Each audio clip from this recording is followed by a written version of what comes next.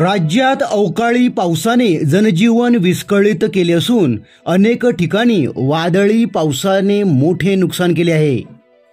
अवकाळी पाऊस मंगळवारी संध्याकाळपासून सुरू झाला असून विशेष करून लग्न सराईत हा पाऊस धिंगाणा घालत आहे। भारतीय हवामान विभागाने पुढील 48 तासात काही जिल्ह्यांमध्ये येलो अलर्ट जारी केला आहे।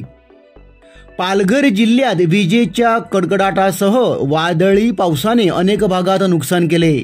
समुद्र किनाऱ्यावर लाटांच्या जोरामुळे बोटी एकमेकांवर आदळून मच्छीमारांचे नुकसान झाले, तर दुसरीकडे उन्हाळी शेती, वीटभट्ट्या आणि घरांची छप्पर उडून गेल्यामुळे ग्रामीण भागात मोठे नुकसान झाले आहे।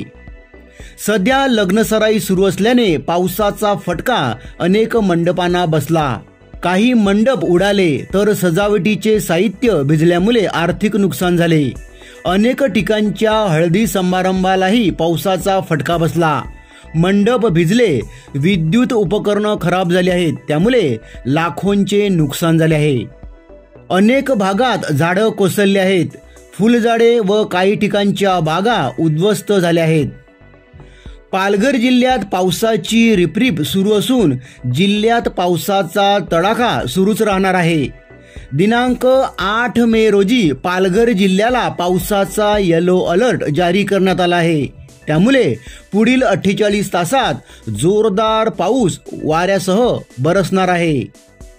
दिनांक 9, 10 व 11 मे पर्यंत हवामान खात्याने पावसाचा इशारा दिला असून या अवकाळी पावसात नागरिकांचे प्रचंड नुकसान होणार आहे।